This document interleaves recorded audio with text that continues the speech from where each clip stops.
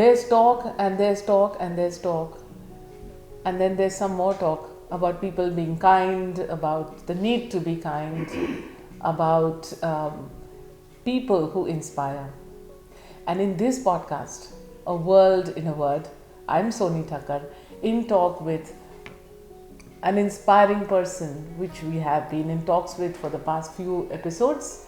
Rushabh Turakhia is here with us again. Thanks, Rushabh. Thank you, Sonie. And Rushabh, again, this story of yours, which talks about helping people, obviously that's your mission.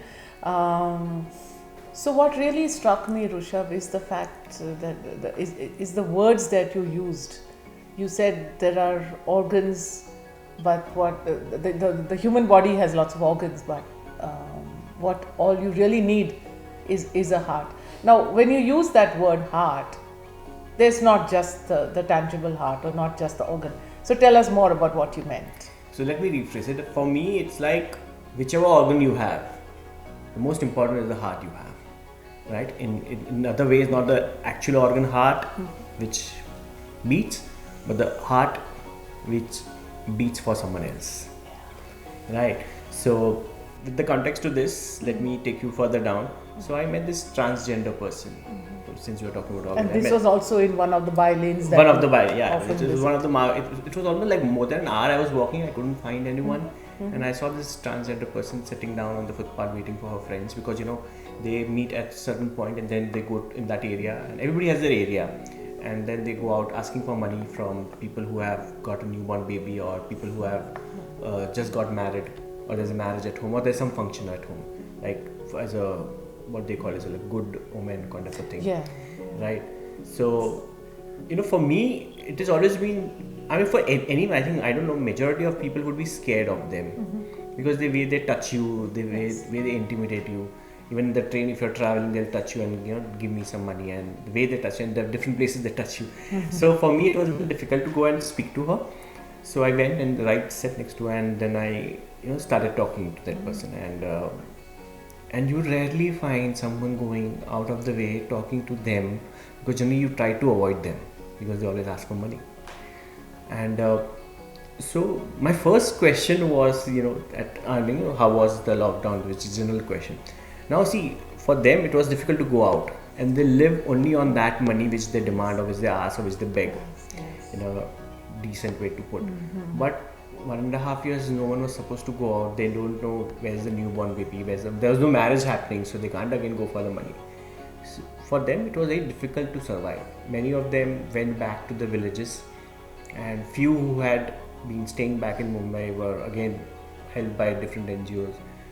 So I always had this question that whenever you have a marriage happening at home, or there's a newborn at home, how do they come to know? Generally on first, second day they are there. So I always had this question. So I asked them that how you guys come to know that there's a newborn?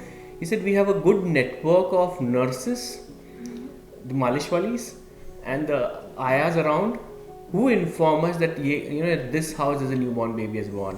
And with the wedding and all, you come to know by the decor outside. There's a mandap which is at the building compound or something. That's how they approach. So this was their network.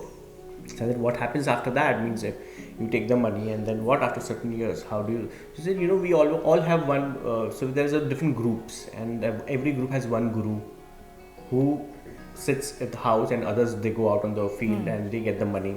And once you are like ill or you can't venture out, then you stay back home, and then the other people who are there below you, they start working for you.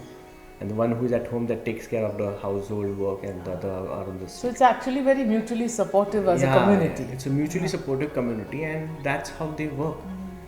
So, and after talking to her, without even she demanding money, and so I gave her the money, and she was shocked, and she's like, this is the first time this happened that I have not asked anyone, and you have got given me something. It was a good amount of money given to her. So she said, wait, and you won't believe me, she took one note from it, and she did some mantra, and she told me, and she folded it like this, and she told me, keep this in your purse all the time, in your wallet all the time, and it's going to bring good luck for you always.